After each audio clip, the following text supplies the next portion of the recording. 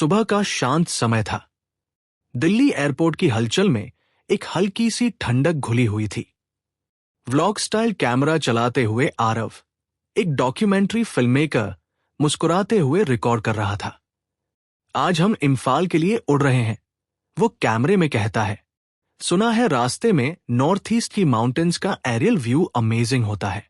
उसके साथ कुछ और यात्री भी थे। निहारिका, शांत स्वभाव की डॉक्टर।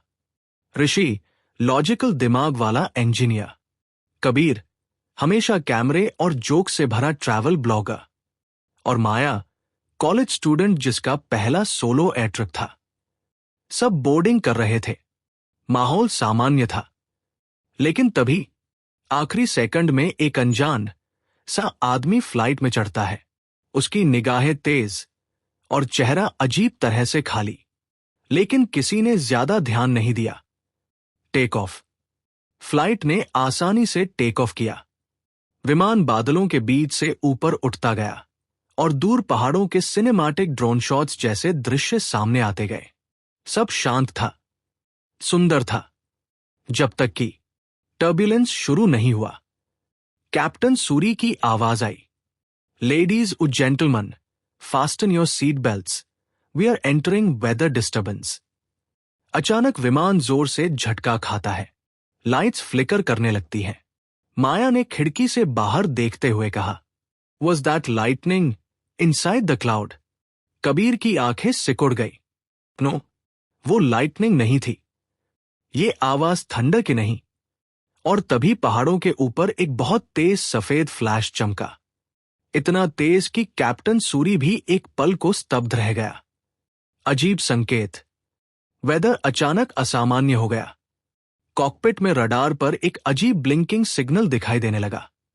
कोपायलट घबराता हुआ बोला, सर, यह सिग्नल किसी सिविलियन एयरक्राफ्ट का नहीं है। कैप्टन फुसफुसाए, आई नो, यह मिलिट्री कोड भी नहीं है। और तभी कॉकपिट के ग्लास पर किसी भारी फोर्स ने जोर से मारा, जैसे कोई बाहर से उसे तोड़ने की कोशिश कर रहा हो। आरव का कैमरा कांप गया। What was that? सवारियों में डर फैलने लगा। Complete system failure. अचानक सारे इलेक्ट्रॉनिक्स बंद हो गए। Navigation dead. कैबिन अंधेरे में डूब गया। कैप्टन चिल्लाए, engine 1 down, engine 2 losing power. विमान अनकंट्रोलेबली नीचे गिरने लगा। लोग चीखने लगे। धीमे वॉइस ओवर की गूंज। कुछ घटनाएं साइंस से ऊपर होती हैं और फ्लाइट 97 उसी में से एक है। कैप्टन ने इमरजेंसी लैंडिंग की आखिरी कोशिश की। Brace for impact. The crash. विमान डेंस जंगल में क्रैश लैंड करता है। पेड़ टूटते हैं, धूल उड़ती है, मेटल चीखने जैसा आवाज करता है। एक पल में सब शांत, सिर्फ धुआं, टूटी हुई मेटल प्लेट्स और बेहोश पड़े लोग। आरव धीरे धीरे आंखें खोलता है। उसके सामने सिर्फ रैकेज और चारों तरफ फैला हुआ अनजान जंगल। आफ्टरमैथ। 24 लोग जिंदा बचे थे, कुछ घायल, कुछ शॉक में। डॉक्टर निहारिका तुरंत इलाज में लग गई।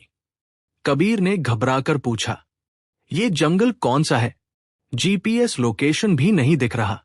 ऋषि ने मोबाइल देख कहा, इट्स इम्पॉसिबल। इंडिया में कोई जगह अनमैप्ड नहीं रहती। तभी आरव ने देखा, उसके फोन में नेटवर्क 0 था। लेकिन एक बार आधा के लिए ब्लिंक हुई। उसी समय जंगल के अंदर से एक अजीब, नॉन ह्यूमन आवाज आई। माया सिमट कर बोली, कोई है वहां। Night false. सर्वाइवर्स ने आग जलाई। जंगल चारों तरफ साइलेंट, लेकिन निगाहें महसूस होती थी। अचानक अजीब फुटस्टेप्स, ब्रांचेस टूटने की आवाजें और लाइट की सीमा पर 2 चमकती हुई आंखें। पल भर के लिए कबीर ने फुसफुसाकर कहा, वी आर नॉट अलोन। फिर एक तेज ब्लर हेड लेवल से दौड़ता हुआ गुजरा। इतना तेज कि कैमरे में सिर्फ शैडो कैप्चर हुई। The last signal. आरव ने अपने मोबाइल पर एक अजीब चीज देखी। एक अननोन टावर ने उसे लोकेशन भेजी थी। Location, zone 14 restricted area. Rishi दंग रह गया। This place doesn't exist on the Indian map. सारे सर्वाइवर्स डर से जम गए। जंगल के बीच अचानक एक बहुत तेज इनह्यूमन स्क्रीम गूंजी। कैमरा आरव के डरे हुए चेहरे पर जूम करता जाता है। Ending voice over. विमान गिर चुका था, मगर यह तो बस शुरुआत थी।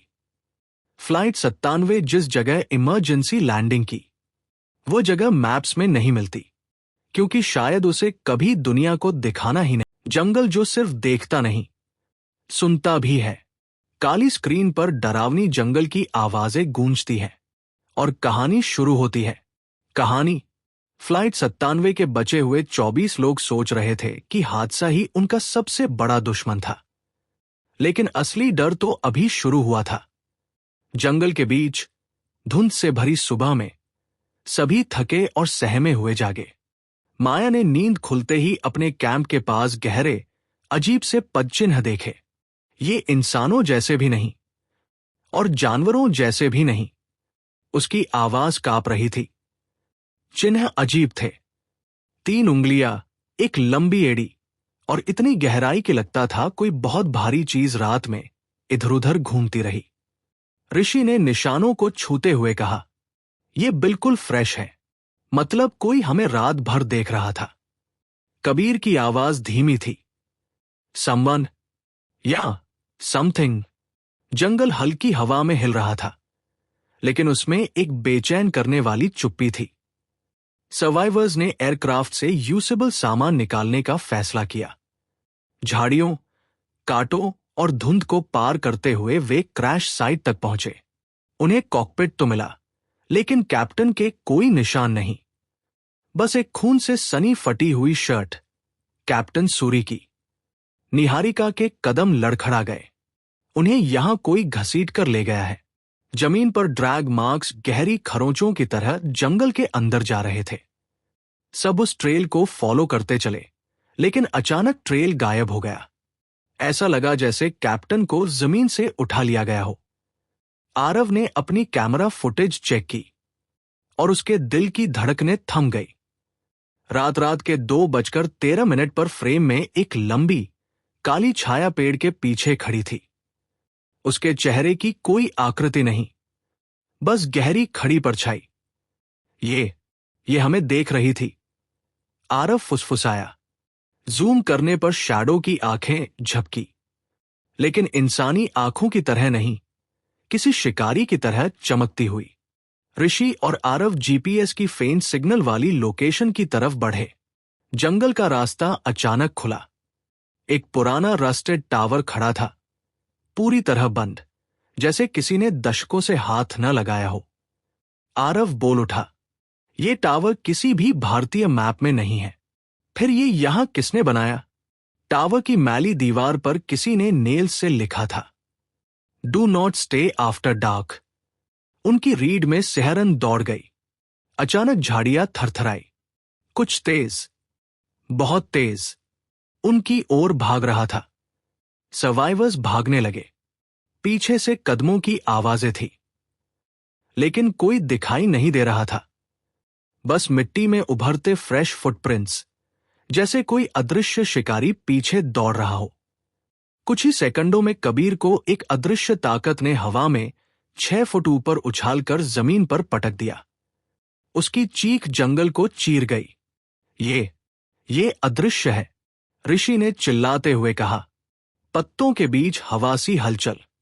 एक ह्यूमन शेप्ड, डिस्टॉर्टेड फिगर, जैसे हीट वेव्स इंसानी आकृति बना रही हों।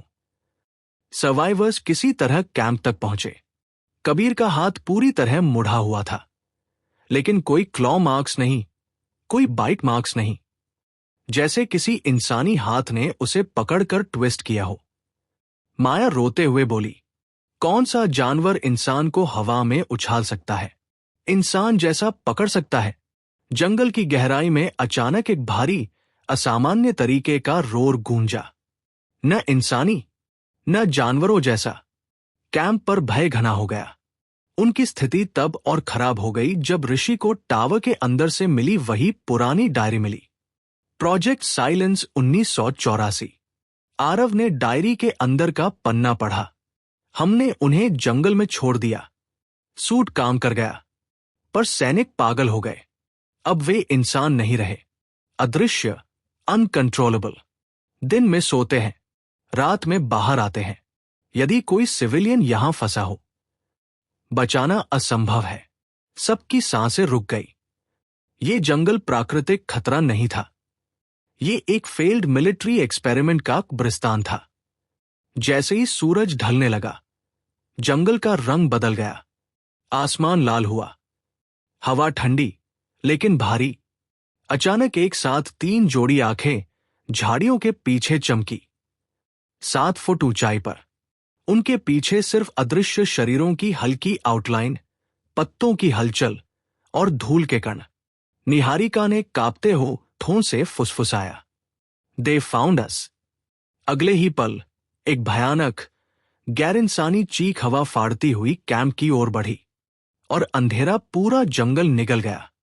To be continued.